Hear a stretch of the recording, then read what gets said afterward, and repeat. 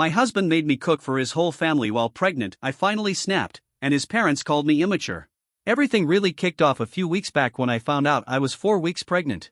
My husband and I were over the moon, and to celebrate, we decided to throw a little dinner party just a couple of days later so we could share the news with both our families. But things started to unravel not long after that.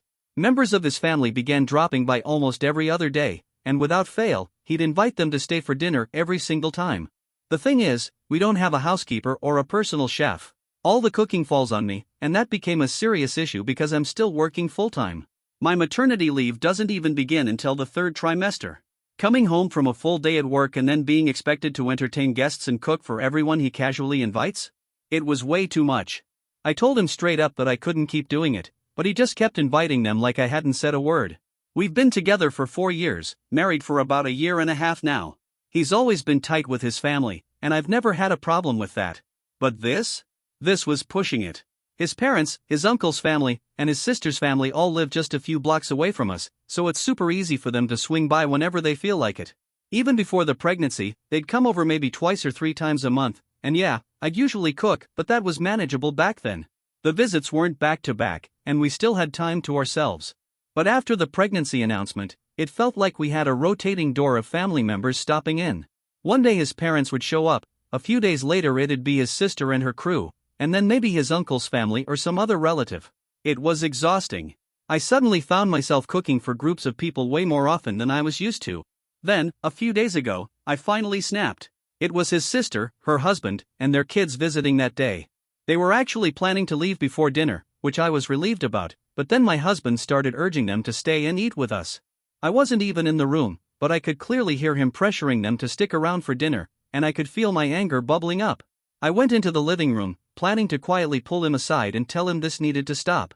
But before I could say anything, he turned to me and told me to go ahead and start serving dinner, and to make things worse, his sister chimed in with her dinner preferences like I was running a restaurant. That was it. I couldn't hold it in anymore. I snapped and told them, "Make it yourselves." I didn't wait for their reaction. I just turned around and stormed back into the bedroom, slamming the door shut behind me. I caught a glimpse of their faces, and yeah, they were stunned. But honestly, I was beyond fed up. This wasn't the first time it had happened, and I was stretched way too thin to play nice anymore.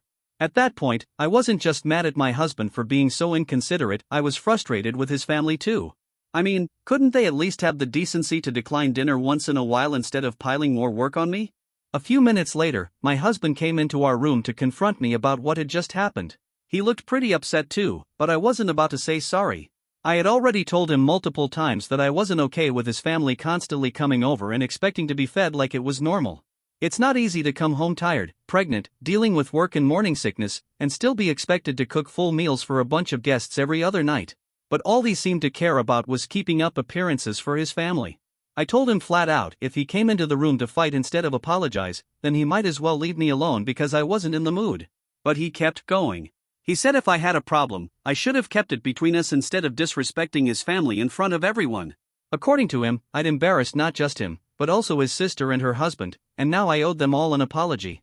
But why should I apologize? This was supposed to be a private matter between the two of us. I tried to handle it privately, but he kept brushing me off like my concerns didn't matter. His family clearly didn't see anything wrong with what they were doing, like it was completely normal to expect a pregnant woman to whip up dinner after a long workday. That's not my problem. I was completely fed up. I felt like I was reaching my limit, emotionally and physically, and even though I'm the one carrying his child, he wasn't trying to make anything easier for me. And of course, the minute I said I wasn't going to apologize to anyone, he completely lost it. He started yelling that I was being disrespectful and that my outburst reflected badly on both of us. He was embarrassed in front of his sister and brother-in-law, and now he was convinced his parents were going to find out and be upset too. I kept trying to explain myself everything I'd been saying here, but he wouldn't listen. He didn't care. Eventually, I just gave up trying to get through to him. I stopped arguing altogether and quietly started packing my things. Once he noticed, he told me I couldn't just run away from the situation and pretend it didn't exist. But I didn't say a word. I just kept packing while he sulked in the living room. When I was ready, I booked a cab and left for my parents' house. He saw me leave, sitting there in the living room, and didn't try to stop me. Not one word. It's been a couple of days now, and he still hasn't reached out to me directly, but he did talk to my parents. When I showed up at their place, they were confused and asked what was going on. After I explained everything, they agreed that I was right to stand up for myself. But they also said we needed to figure things out somehow, because silence wasn't the solution either. I told them point blank, I'm not making the first move. Not unless he apologizes. So yesterday, my parents decided to give my husband a call, hoping they could get through to him and help him understand where I was coming from. But after the call, I found out things didn't go the way they hoped. Instead of listening, he flat out told them he wasn't even interested in hearing my side of things. Apparently, he thinks that no matter what I was dealing with, the way I acted was completely out of line. He actually said there was no excuse for it and described my reaction as nothing more than a bratty tantrum, like I should have just kept my cool and handled it better. Right now, his biggest issue is that I lost my temper in front of his family. According to him, even if I was upset, I should have waited until later to say something. He even accused me of trying to create distance between him and his family, claiming I don't like them and want to isolate him. But honestly, I don't think I did anything wrong. Those accusations are just plain ridiculous. If telling him to handle dinner himself because I was exhausted and overwhelmed makes me the bad guy, then so be it. Update 1. First of all, thank you to everyone who left comments on my post and offered advice. I really appreciate the support and thank you for reminding me that I'm not the one at fault here. Truthfully, after hearing what my parents said he told them on the phone, I started to doubt myself. He made himself sound so convincing that I actually began second-guessing everything. But the more I thought about it, the clearer it became, he's the one acting entitled. We both have demanding corporate jobs. We usually come home around the same time, and from the very beginning, 2 years before we even got married, we agreed to split the chores evenly. That arrangement worked just fine, and I never had a problem with it. I've always enjoyed cooking, and when it was just the two of us, it felt more like a relaxing hobby than a chore. Even when either of our families visited occasionally before the wedding, I didn't mind preparing meals. What really started bothering me was how he began treating me like a live-in maid once I got pregnant, expecting me to keep doing everything while also carrying our child. That's what crossed the line. If he has a problem with the fact that I finally snapped after doing my best to stay civil and communicate my boundaries, then I honestly believe the issue lies with him, not me. Some people in the comments said his family had nothing to do with it. I disagree. They know I'm pregnant. They know I've been dealing with morning sickness, and they know I'm still working full-time just like he is. And yet, not once did anyone think, hey, maybe we shouldn't make her cook dinner for 6 people tonight. His mom's been pregnant before. So has his sister. They're both working women too. So it's not like they don't get how hard this can be. If they're all about family values, maybe those values should include basic empathy and common sense. And about the accusation that I'm trying to cut him off from his family, if I truly disliked them, I would have never gone out of my way to host them before we got married or let them spend so much time in our home. I wouldn't have waited until now, during pregnancy, to suddenly change my attitude. That just doesn't add up. At this point, I've made a decision. I'm not going back unless he apologizes. And if he doesn't, I'll be talking to a lawyer. Update 2. It's been a full week since I walked out, and still radio silence from my husband. We haven't exchanged a single word. Based on that alone, I'm starting to think legal advice might be my next step. If anything, his parents only strengthened that decision. They called me yesterday evening, and at first, they tried to come off as understanding. They said they knew about what happened, and that they were aware we hadn't spoken since the incident. My mother-in-law said she could understand what I must be going through, and for a second, I almost believed she was sincere. But then she dropped the bomb. She said that while she didn't think I was completely wrong, she did believe I had overreacted. According to her, her son was totally justified in expecting me to apologize to his family. She actually told me to imagine how I'd feel if he had spoken to my family the way I had spoken to his.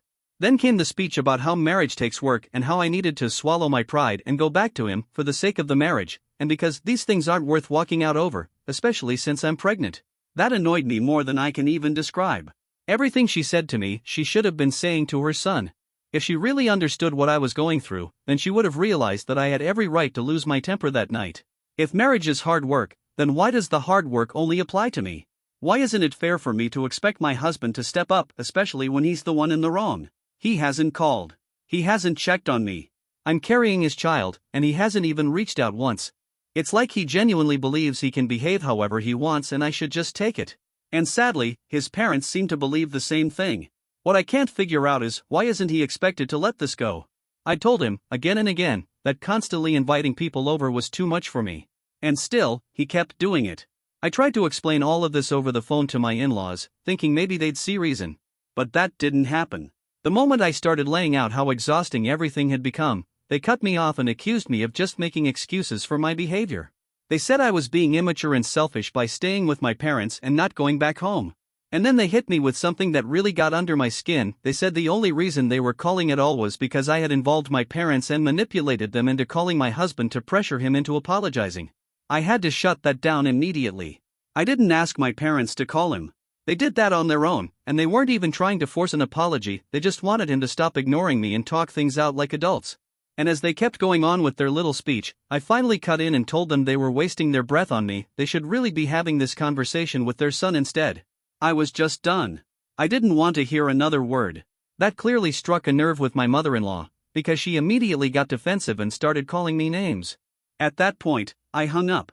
I wasn't about to sit there and take that kind of abuse. Up until then, my anger had been mostly directed at my husband. But now, with his family inserting themselves into the situation like this, I was starting to see who they really were. I had already been toying with the idea of contacting a lawyer, but I kept holding back. I didn't want one fight to be the thing that tore everything apart, especially not with a baby on the way. The only reason I hadn't pulled the trigger yet was because I didn't want to make a decision I couldn't come back from. But now I realized that he and his family were more than willing to destroy what we had over one argument.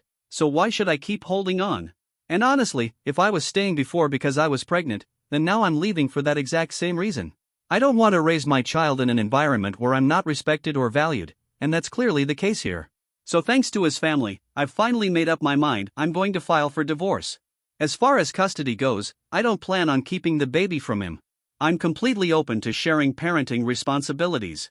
He can have as much time with our child as he wants. I'm not the kind of person to weaponize custody. But as far as our relationship goes, we're done. Update 3. It's been 9 days since I last posted, and after that frustrating phone call with my in-laws, I started reaching out to divorce attorneys. A friend of mine connected me with someone she personally knew, and within just a few days, we had filed the paperwork. Yesterday, my husband was officially served. That's when he finally called me. He sounded genuinely shocked, like he hadn't expected me to go through with it. He asked if I was really serious about ending our marriage. It broke my heart to say yes because, truthfully, I had loved him deeply for years. But love isn't always enough. A relationship also needs respect, and that was something that had been completely missing. If he had treated me with an ounce of understanding, maybe things would be different. But instead, he ignored me, blamed me, and made awful accusations.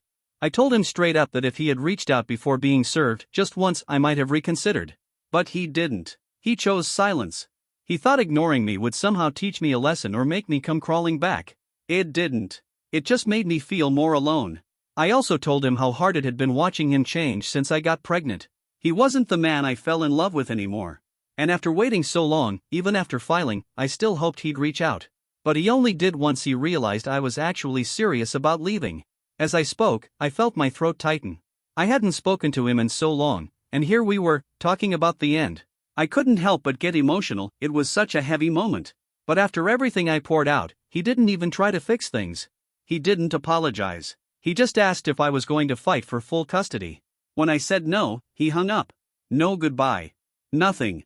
And that was it. I knew right then that we were really over. He wasn't going to apologize ever. And honestly, I respect that. At least we both know where we stand now. Update 4. So, the divorce isn't being contested. In a way, that's a relief, but it's also really painful. I never imagined things would turn out like this, but here we are. We've already started the mediation process, mostly to work out the custody agreement. Since we've always kept our finances separate and neither of us has any wild demands, that part should be pretty smooth. We've agreed verbally on most of it already, we just need to make it official with the paperwork. The custody part, though, is going to be tricky. The baby isn't even born yet, and we both know a newborn can't be bouncing between two homes every other week. So we're considering a temporary setup where the baby lives with me full-time, and he can visit whenever he wants. I'll be staying with my parents for now, so he knows exactly where to find us. For the first couple of years, that just makes the most sense. A newborn naturally needs their mother the most in those early stages, and we're just trying to keep that in mind. It's going to be hard, of course. I know he and his family will be visiting a lot. But so far, we've managed to stay civil during mediation, and I'm hoping we can keep that going even with all the hurt between us. There's no room for bitterness anymore. Update 5. Hey again. It's been a few months since my last update, and I'm now in my 3rd trimester. I've started my maternity leave, and things have been calm for the most part. I haven't had any contact with my in-laws or really anyone from my husband's side of the family since our fallout. The only person I've kept in touch with is my soon-to-be ex-husband. To be honest, I had kind of forgotten about the bad blood with his family. So when they called a couple of days ago, I answered the phone politely without even thinking about our last conversation.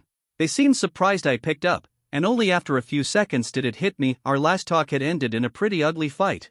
Still, the way I answered had already set a calm tone, so they remained respectful the whole time. They didn't outright apologize, but they did say they regretted how things turned out. They even acknowledged the fight and admitted they could have handled it better. It wasn't a real apology, but it was something. I told them it was water under the bridge and tried to make it sound like it wasn't a big deal anymore. And honestly, at this point, it really isn't. I mean, I'm getting divorced. Nothing they say can really compare to that. They seemed grateful that I wasn't holding on to the grudge. They asked if they could visit once the baby was born, saying they wanted to stay involved in their grandchild's life, despite everything that happened. And I agreed. Things are different now. I don't have to break my back here at my parents' house. We have a housekeeper, and my mom takes care of most of the meals, so hosting guests isn't the same burden it used to be. That's a big reason I said yes. I could have said no just to be petty, but I didn't. Becoming a mother has changed me. I want to be a better version of myself. And part of that means letting go of old anger. Even if someone got on my last nerve, I don't want to carry that into motherhood. Update 6. Hi everyone, so, the divorce is finalized. That happened a couple of weeks ago. And just a few days ago, I gave birth to my son. It was a really emotional time. My whole family was there, and surprisingly, so was my husband and his family too. We had this moment right after the birth when he first held our son, and it honestly felt like a time machine. For a few seconds, we were those people again, the ones who loved each other and hadn't gone through all this pain. He's been staying at my parents' house since before the due date, just so he wouldn't miss a second. He's in the guest room, of course, we're not sharing a space. But he's been helping out a lot and spending as much time as he can with the baby. And something happened that I didn't expect. That first night after the birth, while he was helping me out, he finally apologized. He said he was sorry for everything, that he hadn't realized how hard it had all become for me, and by the time he did, it was too late. He told me not fighting for me was probably the biggest mistake of his life. And hearing that, it broke something open in me. I had to fight so hard not to completely lose it and start sobbing right then and there. Look, I'm not naive. I know we're not just going to snap back into what we used to be.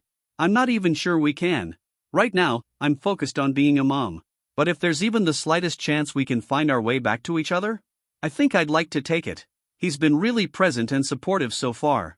And once, we really did love each other. So maybe, just maybe, we can find a way forward.